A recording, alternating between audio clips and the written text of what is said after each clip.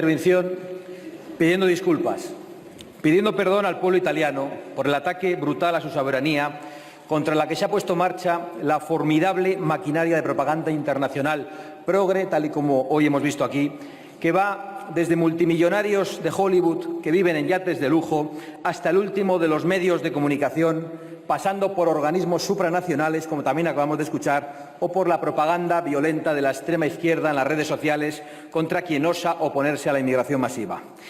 Y debo pedir perdón, creo que todos deberíamos pedir perdón, porque este chantaje contra Italia, contra la soberanía del pueblo italiano, se ha hecho, para nuestra vergüenza, con la excusa de un barco que enarbola el pabellón español. Y por eso quiero continuar esta intervención reclamándole, señora vicepresidenta, explicaciones al Gobierno por haber permitido que ese barco con bandera española, con una actividad ilícita contra la que ya habían advertido las propias autoridades marítimas, haya protagonizado este chantaje, primero contra el ministro de Interior, Matteo Salvini, por defender la soberanía italiana, al cual desde aquí apoyamos, y contra la propia soberanía italiana.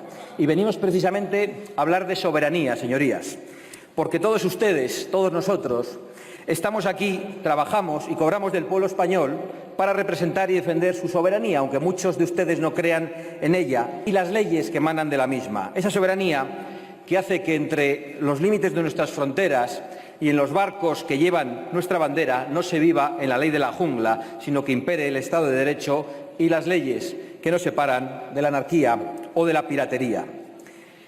Porque este caso no es nuevo, señorías, tal y como se han encargado ustedes mismos de recordarnos en sus intervenciones. Es solo un capítulo más de la avalancha migratoria que Europa padece desde hace tiempo. Una avalancha migratoria que todos ustedes, prácticamente desde todos los partidos políticos aquí presentes, promocionan. Unos abiertamente, otros de manera más clandestina, disimulada o desde su altivez cosmopolita, pero todos con las mismas consecuencias terribles para los españoles, para nuestra seguridad, para nuestra convivencia, para nuestra economía, para la prosperidad de las futuras generaciones y para nuestro Estado social y de derecho, y también para nuestras fronteras y nuestra soberanía, aunque a algunos de ustedes no les importen nada. En el año 2015 vivimos una gran oleada migratoria y entonces ustedes les llamaban refugiados y les daban la bienvenida. Por aquel entonces el malo era Víctor Orbán, al que lapidaron como hoy hacen con Salvini, y ni eran refugiados aquellos, ni estos son náufragos. Todos actuaron contra Orbán, desde Bildu hasta el Partido Popular en el Parlamento Europeo, a pesar de ser su socio, simplemente porque decidió defender sus fronteras y no ceder a la imposición globalista. Por defender la voluntad del pueblo húngaro y avisar de que esas avalanchas eran un auténtico peligro. Y en aquel entonces solo Vox apoyó al señor Orbán, con el que compartimos el diagnóstico, incluido el diagnóstico de infiltración terrorista que ustedes sistemáticamente quieren ocultar. Y decimos de infiltración terrorista porque lo hemos visto en la propia prensa española cuando algunas células yihadistas han sido detenidas y hemos comprobado que además ya recibían ayudas sociales. Al señor Orbán, por supuesto, le acusaron de lo mismo que me van a acusar hoy a mí, que originales, ya lo han hecho antes de empezar, de racismo, de xenofobia, de insolidaridad, etcétera. Pero no me insultan a mí, no nos insultan a nosotros, insultan ya a millones de españoles, algunos de los cuales son sus propios votantes. Recuerdo incluso al antiguo aliado del señor Rivera, el señor Valls, que llegó a pedir que se expulsara a Hungría del club europeo. Por desgracia, las advertencias del señor Orbán se cumplieron y muchos de los terroristas que atacaron con extrema crueldad las ciudades europeas habían entrado al continente gracias a esa bienvenida que ustedes insensatamente les otorgaron. Y ese fue el caso, por ejemplo, de los autores de la masacre de Bataclan. Pero la crisis migratoria, señorías, va más allá del terrorismo, porque hay aún más. Siendo terrible ese terrorismo del que algunos avisamos en vano desde el año 2014 y que las autoridades de Bruselas despreciaron, la avalancha migratoria genera también gravísimos problemas de seguridad, económicos y de convivencia. Ustedes saben, aunque lo callan, que en muchas ciudades europeas ya hay barrios donde no impera la ley civil, sino la ley islámica, que hay barrios en Europa donde las mujeres no pueden ir solas ni vestidas como les apetezca, que las violaciones en manada han protagonizado con crudeza el verano también en España. Ustedes lo saben, pero de eso no quieren hablar porque no les parece una parte del problema. Y esta barbarie, porque es barbarie allí donde un grupo se impone a la ley, ya está llegando a nuestro país por culpa de su irresponsabilidad. Esta misma semana hemos tenido conocimiento de nuevas manadas de salvajes intentando violar a mujeres, pero como sus autores son extranjeros, quedan convenientemente silenciadas por el feminismo. Esta es de ayer mismo. Una manada intenta violar a una joven en Quintana Manvirgo. 3 individuos de origen magrebí, ilegales, residentes en Boada de Roa, la atacaron en las bodegas, aunque la víctima se zafó. ¿De verdad se creen ustedes capaces de convencer a los españoles de que las decenas de inmigrantes ilegales, en su mayoría musulmanes, no tienen nada que ver con este nuevo tipo de agresiones, con el aumento de agresiones contra las mujeres, contra los homosexuales o con las mafias del comercio ilegal que arruinan a nuestros pequeños comerciantes? ¿De verdad se creen ustedes capaces de convencer a los españoles de la mentira?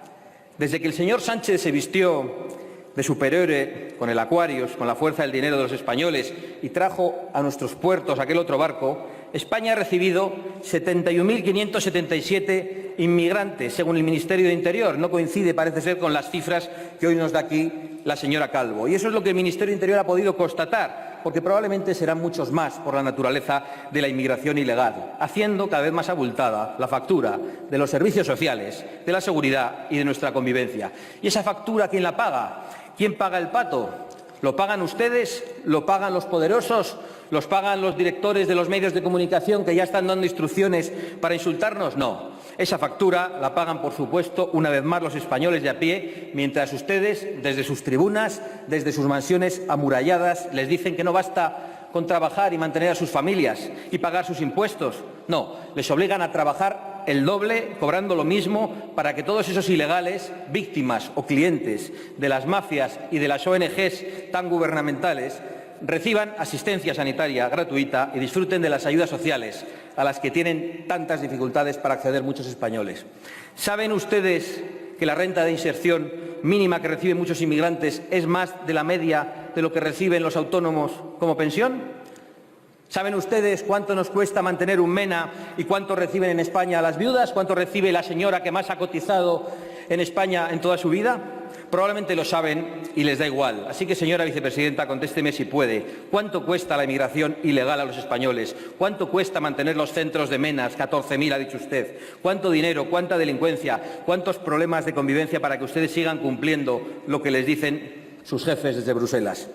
Y esta es la realidad que envuelve el Open Arms, que la oligarquía, despreciando la soberanía de las naciones, aunque a usted le dé la risa, señor Sánchez, quiere imponer una llegada masiva de inmigrantes. Lo dijo el consejero delegado de una de las principales multinacionales europeas en 2015. Europa podría acoger a muchísimos más refugiados pulverizando el salario mínimo, liquidando el salario mínimo. ¿Van a negar ustedes que estas avalanchas migratorias producen también una caída de los salarios?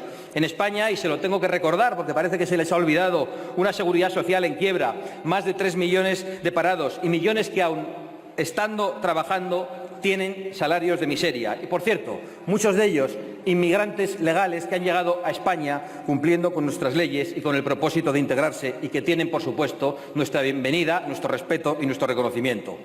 Y nada de esto preocupa a esa extraña alianza en la que todos ustedes participan, como podemos ver en los discursos de hoy, y que va desde los oligarcas progres y los caciques de Bruselas hasta la extrema izquierda. Una alianza que se dedica a linchar mediáticamente a quienes denunciamos las catastróficas consecuencias de su enloquecido proyecto y que tratan de ocultar a la opinión pública. Pero cuentan con un problema, y es que millones de españoles ya no les tenemos miedo, ni a ustedes, ni a sus insultos, ni a sus estigmas.